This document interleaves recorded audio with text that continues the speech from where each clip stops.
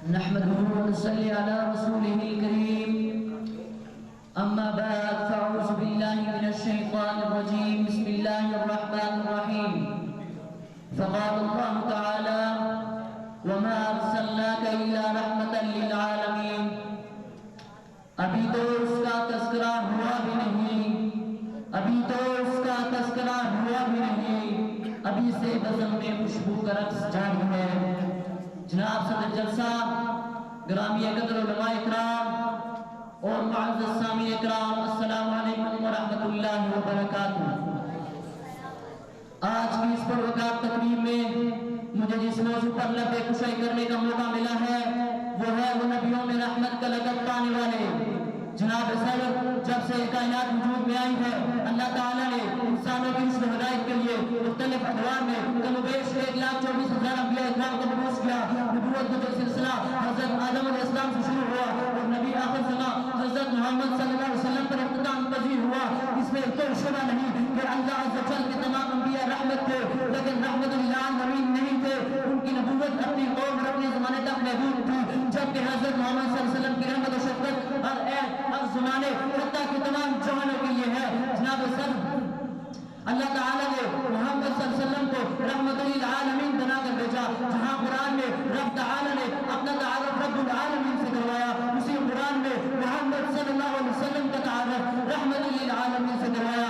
یہ لقب اور شرف ایسا ہے جو کسی دوسرے کو نہیں ملا۔ قرآن پاک میں ارشاد ہوتا ہے وَمَا أَرْسَلْنَاكَ إِلَّا رَحْمَةً لِلْعَالَمِينَ، اور ہم نے آپ صلی اللہ علیہ وسلم کو تمام جہانوں کے لیے رحمت للعالمین بنا کر بھیجا۔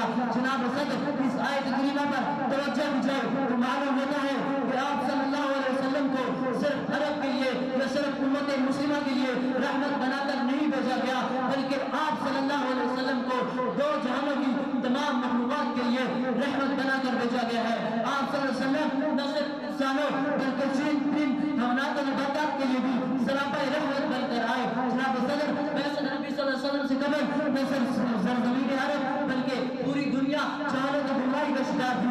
پورا معاشرہ کشتیوں کی دلدل میں ڈوبا ہوا تھا۔ حیوان تو حیوان آپس میں انسانوں کے ساتھ بھی جانوروں سے بدتر سلوک کیا جاتا تھا۔ انسان انسان کا دشمن اور بھائی بھائی کے لہو کا پیاسا تھا۔ شرک، ظلم اور بربریت اور قتل و غارت کا فساد سرگرم تھا۔ ان سب حالات میں ٹوٹ اندھیروں میں محمد صلی اللہ علیہ وسلم کو مبعوث کیا۔ آپ صلی اللہ علیہ وسلم نے ان ظلمتوں کو مٹایا اور نہ صرف انسانوں بلکہ جانوروں کے ساتھ بھی حسن سلوک کا حکم دیا۔ جناب صدر، سرکار دو عالم صلی اللہ علیہ وسلم ایک سفر میں تھے، ان کے ساتھ چند صحابہ رضوان اللہ مجمعین بھی تھے۔ صحابہ نے ایک پرندے کے دو بچے پکڑ لیے تو وہ پرندہ آپ صلی اللہ علیہ وسلم کے پاس آ کر چہچہانے لگا تو آپ صلی اللہ علیہ وسلم نے فرمایا کہ اس کے بچوں کو چھوڑ دو، یہ تھے نبی الرحمہ جو پرندوں پر بھی رحمت و شفقت کرتے تھے، پھر میں کیوں نہ کہوں کہ وہ نبیوں میں رحمت کا لقب پانے والے۔ جناب صدر، یہی پر بس نہیں بلکہ آپ صلی اللہ علیہ وسلم نے اپنے جانی دشمنوں کے لیے بھی باعث رحمت تھے۔ جب آپ صلی اللہ علیہ وسلم نے طائف والوں کو دین کی دعوت دی تو انہوں نے آپ صلی اللہ علیہ وسلم کو پتھر مار مار کر لہو لہان کر دیا۔ ادھر سے فرشتہ آ جاتا ہے کہ وہ تو ان طائف والوں کو دو پہاڑوں کے درمیان کچل دیا جائے، لیکن آپ صلی اللہ علیہ وسلم نے فرمایا نہیں، میں عذاب بنا کر نہیں بلکہ رحمت للعالمین بنا کر بھیجا گیا ہوں۔ جناب صدر، اسی طرح غزوہ احد میں جب نبی کریم صلی اللہ علیہ وسلم کے چہرے مبارک کو زخمی کر دیا گیا، دانت مبارک شہید کر دیے گئے، تو اس وقت بھی آپ صلی اللہ علیہ وسلم نے مجاہد پر دعا کرنے کے دشمن کے لیے یہی دعا کی اللہم اہد قومی انہم لا یعلمون، کہ اے اللہ میری قوم کو ہدایت دے، وہ نہیں جانتے۔